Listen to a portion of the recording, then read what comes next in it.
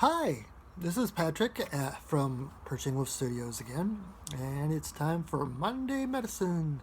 So, if you haven't seen these before, I have a deck of cards that they're called medicine cards. They are done by Jamie Sams and David Carson. So, they are not my cards; they are copyright by them.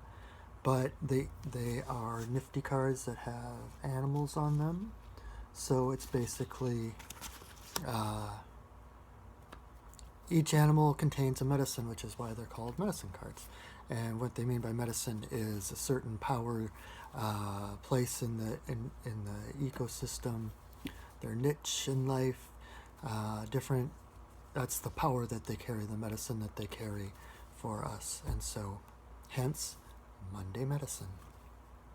And so, every week I pull a card and I let you know what that animal's medicine is, so that give you a better idea of a context for the week, something else to kind of look out for, how to frame your week, rather than just saying, "Oh God, I gotta go to work." So let me shuffle these up a little bit.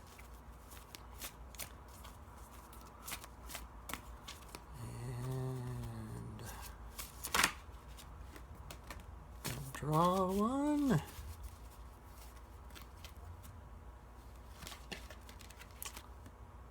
And elk. So this week is elk medicine. So, what elk medicine entails is stamina. Elk is his main defense, other than his antlers and his hooves. Hooves can be pretty nasty too, but the main defense that elk has when being attacked, their main predator tends to be wolves and such, and his main way of defending himself is to outrun them. Not necessarily with speed, but outdistancing them. He can run and run and run and run and run and run and run for hours. He can outrun, he can run longer than his predators can. So as long as he isn't surrounded by a pack or something like that, he has a pretty good chance of getting away. And so what this means for us, what elk brings to us, is when we're tired, when we feel overwhelmed, elk brings us that stamina, that energy to power through, to outdistance whatever it is that is overwhelming us, that we feel like we're being attacked by, or that is preying on us. Is to know that there is something on the other side of whatever that is, and that we will come out on the other side. Elk also, one of the things that, like any animal that has horns or antlers, they are usually a sign of connection to the divine, because it's, antlers, it's like antenna. And so, and it coming out of the head, where the crown chakra, which is our connection to the divine, to the universal energy, it's like being closer to God, or whatever your term is for creator or source. But so, by tuning into that higher vibration, that higher connection to not just what's going on in front of us, to the physical world, but to the spiritual world as well, gives us that vision of seeing further ahead, to see a place where we will be ahead. It's when I have something ahead of me that I'm not relishing, or that I'm uncertain of, I feel like I'm boxed in, like I don't know what the other side looks like. Using elk, not only can he help me power through it, but with that connection to spirit, he helps to remind me that there is another side. It connects me now in this conundrum, whatever it is, to the me that is on the outside of it. So it's like the light at the end of the tunnel. So that is the main thing of elk, but I'm trying to think of what other elk energy there is. There's also the migratory. They're very tuned into the seasons. You know, the antlers. Speaking of antlers,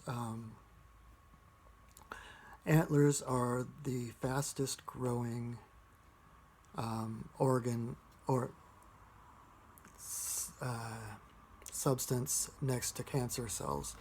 You know, they lose their antlers every year and then they grow back, and it's a symbol of us as we go through our lives, as we go through the wheel of the year. You know, our spring and summer, winter, and reminding us of keeping that time, like paying attention to the changes going on in us. You know, are we in our springtime? Are we just starting to grow our antlers? Are we in the winter when we're dropping them? And it's a time for more internal, you know, it's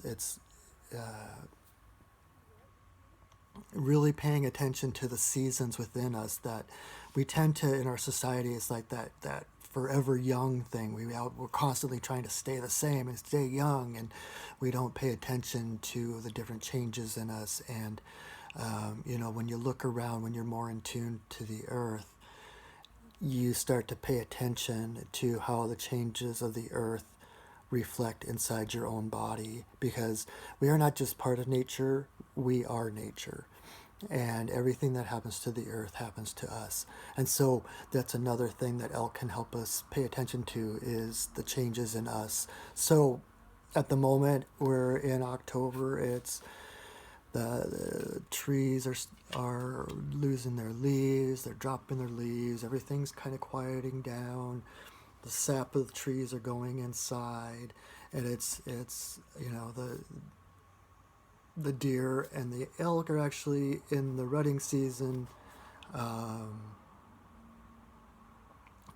which means that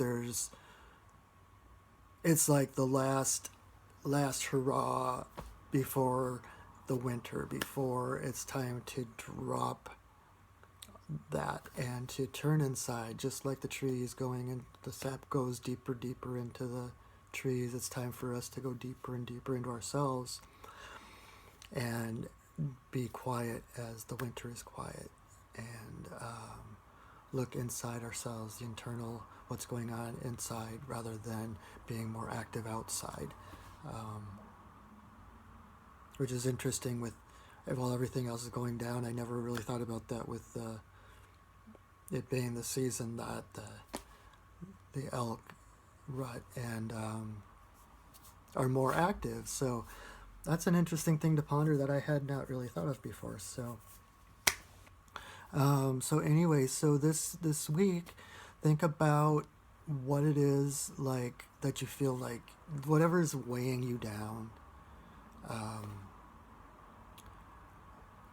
You ask elk for help in getting that power and that stamina to make it through, because you can make it through, because you are on the other side as well as being in the middle of it, if that makes sense. There is always a way out. There is always a completely harmonious solution, and everything changes. That's kind of the message I was trying to say earlier without those words. Everything changes. So whatever you find yourself in right now is going to change. It is not going to stay that way forever. This too shall pass, whether it's good or bad. If you're in a bad situation, it's going to change. You will find yourself on the other side. It does not stay the same. Nothing stays the same. It's all change, just like the Buddhist idea of the only permanence, it's impermanence, that everything changes, nothing is permanent. So keep that in mind as things are changing. If you feel stuck, there's no such thing as being stuck. You may not notice things changing, but remember elk and the antlers and how they grow and then they drop and then they grow and then they drop. It's a cycle. And remember that if you're feeling stuck, if there's seeming to be no way out, you're just in the winter time when there is no action. But spring is sure to come, I promise you. And you will get through it. And once you get through it, I will see you on the other side next Monday for the next Monday Medicine. So thank you for listening. Thanks for all your great feedback and everything. And I hope this one wasn't too rambling. I know I had some insights in the middle of it, but anyway, keep going. You can do it. And I will see you later. All right. Bye-bye.